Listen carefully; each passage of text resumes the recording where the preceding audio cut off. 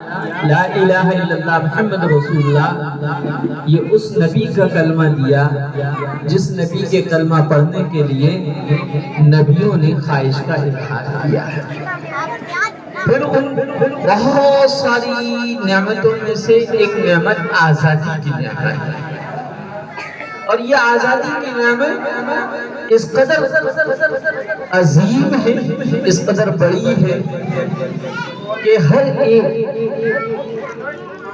آزادی میں رہنا چاہتا ہے۔ یہ آزادی ہمیں ملی 1750 عیسوی، ایسٹ انڈیا کمپنی انگریز کی تجارت کا نام اور بزنس کا کہہ کر ہندوستان پر آئی، اور پھر مکمل طریقے سے اس نے تسلط قائم کیا۔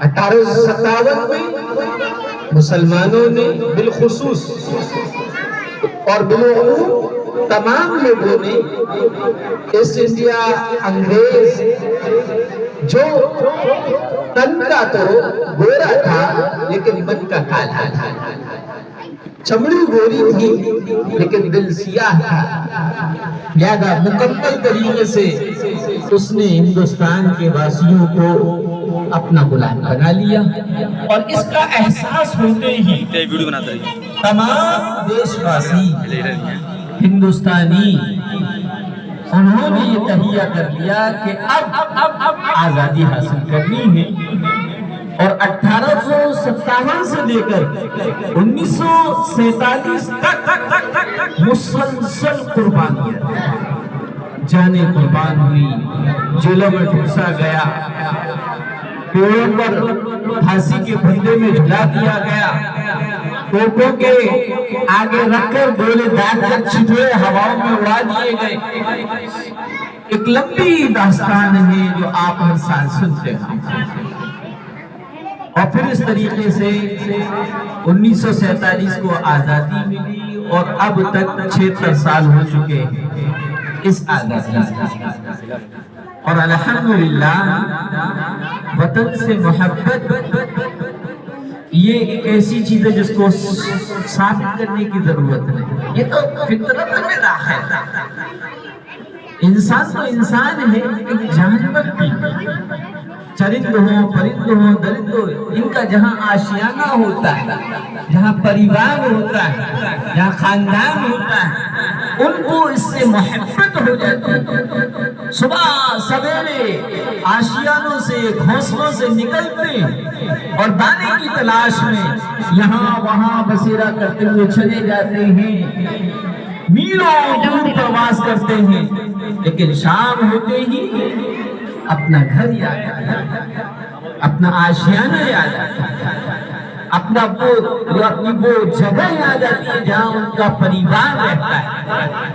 یہ فطرت نے محبت رکھی، اگرچہ اس جانور کا آشیانہ اجاڑ دیا جائے، اس کے آشیانے سے اس کے انڈے نکال لیے جائے، اس کے بچوں کو پکڑ لیا جائے، لیکن وہ اپنا آشیانہ نہیں چھوڑتا ہے۔ یہ تو جانوروں کا ہے، انسان تو بہرحال اشرف المخلوقات ہے۔ اللہ تعالیٰ نے انسان کو بھی یہ اس کی فطرت میں رکھا ہے کہ وہ جہاں رہتا ہے، جس ملک میں بستا ہے، جس علاقے میں رہتا ہے، اس کی محبت فطری طور پر اس کے دل میں موجود ہوتی ہے، اور یہ بالکل عین ہے۔ ملک سے محبت، ملک کی ترقی، ایک ملک میں رہنے والے کے دل میں اگر نہیں ہے تو وہ حقیقت میں وہ ملک کا وفادار نہیں۔ حضرت ابراہیم علیہ السلام ملک کی محبت سکھا رہے ہیں۔ اللہ تعالیٰ نے قرآن کریم میں فرمایا، رب اجعل ھذا البلد آمنا، اے اللہ ہمارے اس ملک کو، ہمارے اس شہر کو، ابراہیم علیہ السلام نے جب مکہ بسایا اس وقت دعا مانگی، اے اللہ اس کو امن بخش۔ پیارے آقا محمد صلی اللہ علیہ وسلم کو محبت ملک سے تھی، چنانچہ مدینہ آتے ہی آپ اونٹنی کی رفتار کو تیز کر لیا کرتے ہیں۔ تو یہ تمام مثالیں اس بات کی ہیں کہ ملک سے محبت یہ فطری چیز ہے، یہ کوئی نہیں پیدا کر سکتا، یہ مالک نے پیدا کر دی۔ اور یہ ملک سے محبت یہ ہے کہ ہماری تاریخ میں ہمارے پوروجوں کے، ہمارے بڑوں کے جو کارنامے ہیں، جو قربانیاں ہیں، اگرچہ ہو سکتا ہے کہ ہم میں سے تمام لوگ اس تاریخ اور اتحاد سے واقف نہ ہوں، لیکن اتحاد اور تاریخ انفٹ ہے، اس کو تبدیل کرنے کی کوششیں کی جاتی رہی ہیں اور کی جا رہی ہیں، لیکن کیا کیا بدلیں گے؟ اسی اتحاد و تاریخ میں لکھا ہے کہ دیش کی آزادی میں، ہندوستان کو آزاد کرانے میں مسلمان اور خاص طور پر علماء کا جتنا خون بہا ہے، دوسری قوموں کا اتنا پسینہ بھی نہیں بہا۔ میں آپ کو کہیں اور نہیں لے جا رہا، آپ دلی انڈیا گیٹ پہ چلیے گا، گئے ہوں گے تو دیکھا ہو وہاں پر تقریباً 95,300 جو فریڈم فائٹر ہیں، آزادی کے لیے لڑنے والے ہیں اور وطن کے لیے شہید ہوئے ہیں، ان کے نام لکھے ہوئے انکت ہیں 95,300۔ اور پھر ان جنگ آزادی کے متوالوں میں مذہب کے اعتبار سے کاؤنٹ کیا گیا ہے تو 61,395 سب سے زیادہ مسلمانوں کے نام لکھے ہوئے۔ آج جو اپنے آپ کو دیش بھکت کہتے ہیں اور دیش بھکتی کے نام پر ملک کے امن و امان کے سسٹم کو چینج کرنا چاہتے ہیں، ہندو سندھ ان میں سے کوئی بھی نام جنگ آزادی میں نہ قربانی دینے والوں میں نہیں، اور ہندو بھائیوں کے ہیں، لیکن جو اپنے آپ کو اس وقت ملک کے حامی اور ملک کے ٹھیکیدار بنے ہوئے ہیں، وہ یہ کہتے ہیں کہ ہم میں دیش بھکتی کوٹ کوٹ کر بھری ہوئی۔ قطب مینار پر لکھے ہوئے فریڈم فائٹروں کی لسٹ حقیقت میں آئینہ دکھاتی ہے۔ تو یہ دیش سے محبت کی بات ہے۔ ہم جو ہیں لوگوں کو یہ بتایا کہ یہ ملک ہمارا ہے، اس ملک میں اذانیں ہوتی ہیں، اس ملک میں مسجدیں ہیں، اس ملک میں مدرسے ہیں، اس ملک کے تمام باشندوں کی ذمہ داری ہمارے اوپر ہے کہ ہم ان کو صحیح راستہ بتائیں، ہم ان کو ایک مالک اور پیدا کرنے والے سے جوڑیں۔ اگر ہم چلے گئے اپنے مسلمانوں کے نام پر، اسلام کے نام پر نیا ملک لے کر وہاں چلے گئے تو مسجدیں ویران ہو جائیں گی، استبل بنا دیے جائیں گے، لوگ ایمان سے پھر جائیں گے، جو ایمان والے نہیں ہیں ان کو دعوت دین کون دے گا؟ یہ اسپیچ جی، یہ تقریریں کی، یہ سمجھایا بجھایا، لوگوں کو کی آنکھیں کھلی اور انہوں نے بخوشی و رضامندی ہندوستان کو اپنا وطن بنانے پر آمادگی کو ظاہر کیا اور اس کے لیے قربانیاں دی۔ آج بھی یہ پوچھا جاتا ہے ہم سے کہ تم ملک کے لیے کیا کیا، ملک کے لیے جتنا مسلمانوں نے کیا ہے اور کر رہے ہیں اتنا دوسری قومیں نہیں کر رہی۔ تو ملک سے محبت، یہ آپ ترنگا دیکھ رہے ہیں، یہ ترنگا اس کے ڈیزائن کس نے کی؟ یہ 5 مرحلوں میں اسٹیج بائی اسٹیج اس شکل میں آیا۔ چنانچہ 1906 میں یہ الگ تھا، 1907 میں الگ تھا، 1917 میں الگ تھا، 1921 میں الگ تھا، لیکن 1931 میں سریہ طیب نامی مسلم خاتون جو حیدرآباد کی رہنے والی تھی، انہوں نے اس ترنگا کے کلر کو، اس کی ڈیزائن کو ترتیب دیا اور ہماری وطن سے محبت کی کیا کیا مثالیں تمہیں چاہیے، اس کے رنگوں کا انتخاب کیا۔ سب سے اوپر جو ہے کیسریا کلر ہے، جو اس بات کا پیغام دیتا ہے، سیکھ دیتا ہے کہ ملک کے لیے سب کچھ قربان ہے۔ یہ قربانی کا، کسی چیز کو تیار کرنے کا جو ہے سندیش دیتا ہے کہ کیسریا رنگ سے دیش کا جھنڈا یہ کہتا ہے، اے میرے دیش کے رہنے والے، تم میری حفاظت کرنا، مجھے توڑنے والے اور مجھے بانٹنے والوں کی سازشوں کو قربان کرنا ہے۔ حالات تقاضا کریں تو صبر کر کے چند سب گھروں کی ناپاک سازشوں کو ناکام کرنا ہے۔ دوسرا کلر سفید کا ہے، سفید کلر امن و آشتی کا پیغام دیتا ہے۔ ہم تو اپنی طرف سے امن و آشتی کا پیغام دیتے چلے آ رہے ہیں، یہ میں نہیں کہا، بلکہ غیر قوموں کے دانشوران نے اس بات کو تسلیم کیا ہے کہ ہندوستان کے امن و امان کو قائم رکھنے کے لیے جو مسلمان یوگدان اور قربانی دیتے ہیں وہ کوئی نہیں دے سکتا۔ کیوں؟ وہ ہر موقع پر صبر کرتے ہیں۔ ہم نے تو کیسے کیسے صبر کیے حالات ہیں۔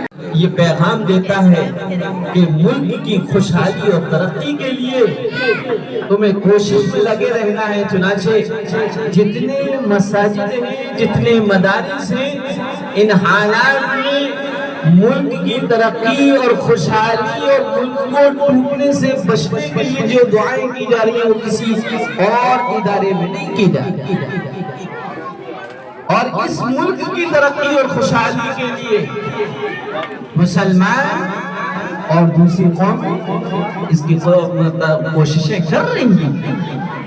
اسی طریقے سے اس جھنڈے میں، ترنگے میں اشوک چکر ہے، اس میں 24 تیلیاں ہیں۔ یہ دن رات کے 24 گھنٹوں کی طرف اشارہ کرتے ہیں کہ ان 24 گھنٹوں میں ہمیں ملک کے تینوں، ملک کے جھنڈے کے تینوں رنگوں کے مطابق جو ہے کوششیں اور اس کے سندیش کو قبول کر کے اس پر عمل کرنا ہے۔ تو بہرحال میں یہ کہہ رہا تھا کہ اس وقت جو ہے یہ خوشی کا دن اور یہ اس خوشی میں سبھی شریک ہوتے ہیں، لیکن بدقسمتی یہ ہے کہ ہم یوم آزادی کو خوشی کے طور پر منانے جانتے ہیں۔ ہم صرف سمجھتے ہیں بس جھنڈا پھہرا لیا جائے، جنگل منگل پڑھ لیا جائے، سارے جہاں سے ہندوستان ہمارا، بس ہو گئی، ملک سے محبت کے تقاضے پورے ہو گئے۔ نہیں، ملک سے محبت کے تقاضوں میں جو سب سے پہلی بات آتی ہے کہ یہ بھی ضروری ہے محبت کا اظہار کیا جائے، لیکن سب کچھ یہی نہیں ہے، بلکہ اس کے لیے کیا ہے؟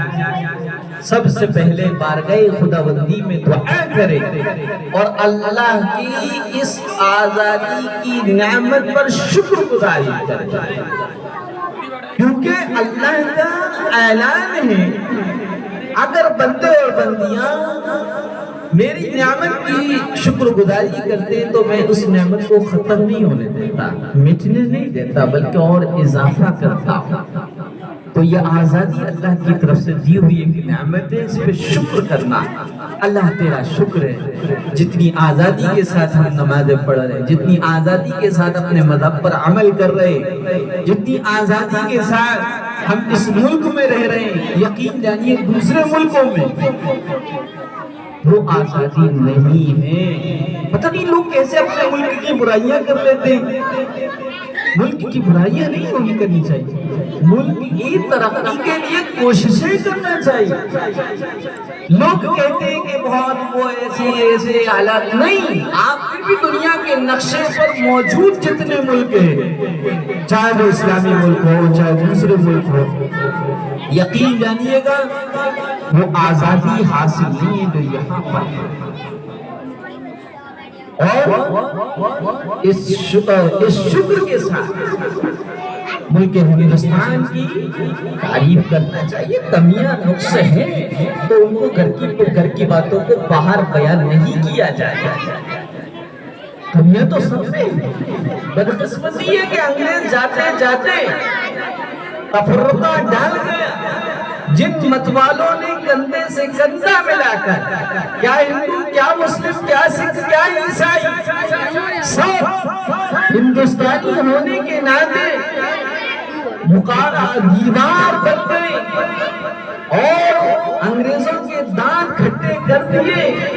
وہ انگریز مکار اللہ جاتے جاتے نفرت کا بیج ہو گئے، اور اسی نفرت کا نشان ہے کہ آج بھی ہمارے ملک ہندوستان میں کچھ لوگ ایسے ہیں جو من کے بھی کالے تن کے بھی کالے، جو فرقہ پرستی کر کے مذہب کی بنیاد پر ملک کو ڈیوائڈ کرنا چاہتے اور تب اس کو بانٹنا چاہتے۔ ہمارا پورا یقین ہے، اللہ سے دعائیں ہیں کہ اللہ ان کو ان کی ناپاک ارادوں اور سازشوں میں کامیاب نہیں ہونے۔ اور ہم دیکھ رہے ہیں حالات جو بڑھ رہے ہیں، حالات سمجھ کھل کر آ رہا ہے۔ ہم کچھ کہیں نہ کہیں ان کے اپنے لوگ مخالف ہو رہے ہیں کہ یہ کیسا ماحول بنا رہے ہیں، کیسے جو ہے ہندوستان کو بانٹنے پر تلے ہوئے۔ ہاں میں مسلمانوں سے یہی کہوں گا کہ وہ ان کی سازشوں کو ناکام کرنا چاہتے ہیں تو صبر اور تحمل سے کام کریں۔ وہ برگلانا چاہتے ہیں، وہ اپنے مقاصد میں کامیابی حاصل کرنا چاہتے ہیں، آپ کو اشتعال دلا کر، آپ کو یہ تعنے دے کر کہ تم دیش بھکت نہیں۔ ارے دیش بھکتی کی وہ چیز ہے وہ دل پھاڑ کے دکھانے کی نہیں۔ اگر دل پھاڑ کے دکھانے کی ہوگی تو ہم دکھا دیتے، لیکن اگر کوئی ہمیں مانے گا ہی نہیں تو ہم کتنا بھی ثابت کر دیں ہم دیش بھکت ہیں۔ ہماری دیش بھکتی پر ذرہ برابر بھی اگر شک ہے تو اتہاس کو اٹھا لو، جرائم کے ڈاٹا کو دیکھ لو۔ قانون کو توڑنے والے مسلمانوں کے مقابلے میں دوسرے لوگ ہیں۔ قانون کی پاسداری کرنا ملک سے محبت کے تقاضے ہیں۔ ملک سے محبت کے تقاضوں میں ایک چیز ہے شکر کرنا، اور دوسری ملک کے جس ملک میں رہ رہے ہیں اس ملک کے قوانین سموِدھان کا احترام کرنا اور اس کی پاسداری کرنا۔ یہ بھی ملک سے محبت کی ایک نشانی۔ جو لوگ دیش بھکتی کرتے ہیں اور ملک کے قانون کی دھجیاں اڑاتے، شاشن اور پرشاشن کو اٹھا کر ٹانگ پر رکھ دیتے، قسم سے میں یقین کے ساتھ کہتا ہوں کوئی بھی عقل مند ان کو دیش بھکت نہیں کہہ سکتا۔ دیش بھکت وہ ہوتا ہے جو ملک کے قانون اور سموِدھان کا سمان کرے، مان رکھے۔ تو ہم سب کو یہ آج کے اس خوشی کے موقع پر یہ بھی عہد کرنا ہے کہ ملک کے جو بھی قوانین ہیں، روڈ پہ چلنے کے اور ٹریفک قوانین ہو کوئی سے بھی ہو، ہم اس کی مکمل پاسداری کریں گے، کیونکہ ہمارا اسلام ہمیں یہ سیکھ دیتا ہے۔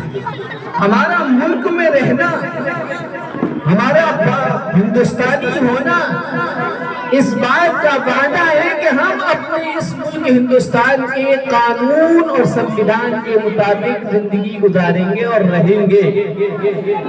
اور اوفوا العقود، قرآن کریم کہتا ہے کہ وعدہ کیا ہے تو اس کو پورا کرو۔ تو ہندوستان کے قوانین کے مطابق بشرطے کہ وہ شریعت کے خلاف نہ ہو، تو ہمیں اس کی پاسداری کرنی ہے اور مکمل اپنے طرف سے اس بات کا پورا خیال رکھنا کہ ہماری ذات سے ملک ہندوستان کا سموِدھان نہ ٹوٹے۔ اور الحمدللہ مسلم قوم اپنی جگہ یہ مسلم ہے، اپنے سماج میں اپنی بستیوں میں رہتے ہیں، جو چاہے کرے، لیکن ملک کے قانون سے کبھی کھلواڑ نہیں کرتے جو لوگ آج کر رہے ہیں۔ اسی طریقے سے اہل وطن سے محبت، یہ ملک کے محبت کے اصولوں میں سے ایک اصول ہے۔ وطن میں جو بھی ہے، اگر مسلم ہے تو اسلام کے نام پہ، مسلم نہیں ہے تو انسانیت کے نام پہ۔ اللہ کے رسول صلی اللہ علیہ وسلم نے فرمایا پڑوسی تین طرح کے، ایک وہ پڑوسی جس کے تین حق ہیں، ایک وہ پڑوسی جس کے دو حق ہیں، ایک پڑوسی وہ جس کا ایک حق ہے۔ فرمایا وہ پڑوسی جس کے تین حق ہیں وہ پڑوسی ہے جو تمہارے برابر میں رہتا ہے، اس سے تمہاری رشتہ داری بھی ہے، ایمان والا بھی ہے، تو اس کے تین حق ہیں، ایک تو مسلمان ہونے کا، ایک پڑوسی کا، ایک رشتہ دار۔ یہ ایسا پڑوسی ہے جس کے تین حق ادا کرتا ہے۔ ایک وہ پڑوسی جس کے دو حق ہیں، ہمارے بغل میں رہنے والا کوئی ہمارا شخص ہے اور مسلمان ہے، لیکن ہم جانتے نہیں ہے، رشتہ داری اور خون کا تعلق ہم سے ہمارا نہیں ہے اس سے، تو اس کے دو حق، ایک پڑوسی ہونے کا، دوسرا ایک مسلمان ہونے کا۔ کیونکہ مسلمان کا ایک مسلمان کے اوپر 6 حق ہے، اس لیے ایک وہ پڑوسی، دیکھیے پیارے آقا نے کیا تعلیم دی، کیسا امن کا پیغام دیا۔ کہا ایک وہ پڑوسی جو تمہارے گھر کے برابر میں رہ رہا ہے اور وہ مسلم نہیں ہے، وہ صرف تمہارا پڑوسی ہے تو اس کا حق ہے، پڑوسی کا حق ادا کرو۔ پڑوسی کا حق یہ ہے کہ اس کو اپنی ذات سے کوئی تکلیف نہ پہنچنے دو۔ اگر تمہارے یہاں خوشیوں کے شادیانے بج رہے ہیں تو اس کو اپنی خوشیوں میں شامل کر لو۔ یہ جو ہے یہ بات یہ کہ ہم نے ان تعلیمات پر عمل کرنا چھوڑ دیا، ان کو بلائے جائے اپنے پروگرام میں۔ کیوں؟ اس وقت جو ہے نفرت کی آگ کو نفرت سے نہیں بجھایا جا سکتا۔ ہمیشہ آگ سے نہیں بجھتی بلکہ آگ کو پانی سے بجھایا جائے۔ لہذا ایسے جو ملک میں چل رہی ہے نفرت، اس کو محبت کے پانی سے بجھایا جائے۔ چند لوگ ہیں، زیادہ نہیں ہیں، پورے علاقوں میں جہاں پر حالات بنتے ہیں اس میں سے 8-10 لوگ ہوتے ہیں جو سرفرے ہوتے ہیں، جو لوگوں کے مائنڈ بدل دیتے ہیں جھوٹی کتائیں سنا کر۔ تو ہم اخلاق جو حقیقی ایمان نبی پاک صلی اللہ علیہ وسلم کی تعلیم ہے اس پر عمل کر کے ان کو کیوں نہیں سمجھا سکتے؟ ان کو اپنے خوشیوں میں بلانا چاہیے، اپنے اداروں میں بلانا چاہیے۔ ہمارے یہاں دین کی کمی، تعلیم کی کمی ہے۔ ایک صاحب نے ایک بچہ تھا، پیاسا تھا، اچھا وہ کسی اور مذہب کا تھا، وہ ہماری مسجد میں پانی پینے لگا تو مسجد اور محلے کے 4-5 لوگ اس کو مارنے کے لیے دوڑے، اس کو بہت بڑی طریقے سے دھتکارنے لگے۔ میں نے سب سے روکا، میں نے کہا کیا بات ہے؟ ارے بھٹی صاحب جانتے نہیں آپ یہ وہ ہے؟ میں کہا کیا ہوا؟ یہ وہ ہے، یہ انسان ہے۔ اور مسجد نبوی تو ایسی جگہ تھی جہاں پر غیر ایمان والے آتے تھے، جہاں فیصلے ہوتے تھے۔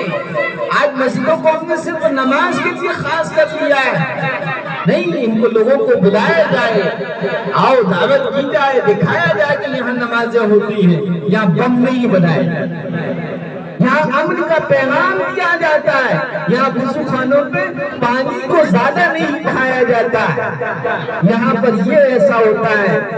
ملک اپنے آس پاس کے لوگوں کو اپنے خوشی کے شادی بیاہ میں بلایا جائے تاکہ وہ جو لوگ نفرتی لوگ ہیں وہ اپنے مشن میں ناکام ہو جائے۔ اگر ہم نے سوچ بوجھ سے کام نہیں لیا تو قریب ہے کہ وہ اپنے مشن میں کامیاب ہے۔ اشتعال انگیز نہیں ہونا۔ بھئی گلیوں میں کتے بھونکتے ہیں، چلے جاتے ہیں، کوئی کہہ رہا ہے نعرے لگا رہا، ٹھیک ہے لگا لو، جو چاہو نعرے لگا لو، اشتعال دلایا جائے گا آپ کو۔ اللہ کے رسول صلی اللہ علیہ وسلم نے ایک موقع پر حضرت ابو بکر کے ساتھ تھے اور ایک شخص حضرت ابو بکر کو گالی دے رہا تھا، پیارے آقا مسکرا رہے ہیں۔ حضرت ابو بکر نے برداشت کرنے کے بعد بہت جواب دیا، اللہ کے رسول اٹھ کے چل دی۔ حضرت ابو بکر کو یہ بات ناگوار لگی اور انہوں نے محسوس کر لیا کہ پیارے آقا میرے جواب دینے سے ناراض ہو گئے۔ اب حضرت ابو بکر پوچھتے اللہ کے رسول، وہ جب تک گالی دے رہا تھا آپ مسکرا رہے تھے، میں نے جواب دیا تو آپ اٹھ کے چلے آئے، کیا وجہ ہے؟ فرمایا جب وہ گالی دے رہا تھا تو اللہ کی طرف سے ایک فرشتہ تمہارے لیے مقرر تھا، تمہاری طرف سے وہ بدلہ لے رہا تھا، لیکن جب تم نے وہ کرا تو وہ فرشتہ اڑ کے چلا گیا۔ تو یہ حدیث ہمیں بتاتی ہے ٹھیک ہے گالی دے رہے ہیں، کاٹو مارو یہ کرو وہ کرو، کرنے دیجئے۔ ملک کے سمجھدار طبقہ جانتا ہے جو ملک کے سنویدھان کو، قانون کو، شاسن کو ایک طرف رکھ دے اپنی منمانی کرے، میں کہتا ہوں وہ لوگ ملک کے وفادار نہیں، وہ آپ کو اشتعال دلائیں گے جگہ جگہ پر۔ آپ کو اشتعال میں نہیں آنا ہے۔ آپ کیوں نہیں سمجھتے کیسی حکمتیں ہیں، کیسی مہارت کے ساتھ وہ آپ کے پیٹ کا حال لینا چاہتے ہیں، ورنہ وہ پریشان ہم سے زیادہ ہیں، لیکن ایک زبان سے کہتے نہیں، ہم سب اگل آتے ہیں۔ نہیں، کہا کریں بہت اچھی بات ہے، اور یہ کہا کریں وہ اتنے جو ہے 1947 سے لے کر اور 2023 تک ان 76 سالوں میں کتنی حکومتیں آئیں اور چلی گئیں، اس میں بہت اچھے بھی تھے بہت برے بھی تھے، لیکن یہ حکومتوں کا آنا جانا یہ ہمارے اعمال کا ضلع ہے۔ اعمالکم اعمالکم، جیسے تمہارے اعمال ہوں گے ویسی تمہارے حکمراں ہوں گے۔ ہمیں اپنے اعمال کو صحیح کرنا ہے، اور اللہ نے کسی کے ظلم کو باقی نہیں رکھا، بڑے بڑے ظالموں کو مٹی چھٹا دیا، فرعون، نمرود، حامان، قارون، سب اپنے آپ میں بڑے ہوئے، تو اس سے بڑے ظالم نہیں ہو سکتے۔ لہذا آپ کو سمجھداری سے کام لینا ہے۔ کبھی آپ کہیں گے آپ بہت اچھی بات، بہت اچھا، بہت اچھی حکومت ہے، بہت اچھا چل رہا، مہنگائی ٹھیک ہے، مہنگائی ہوتی ہے ہمارے ملک میں بھی ہے، تو چلو تو بہت سمجھداری سے صبر کے ساتھ تحمل کے ساتھ کام لینا ہے، اور اپنے عمل سے یہی قانون اور ملک کے مفاد میں کام کرنا ہے۔ کوئی بھی ہمارا عمل ملک اور ملک کے قانون کے خلاف نہ ہو۔ اللہ تعالی ہم کو عمل کی توفیق عطا فرمائے۔ واخر دعوانا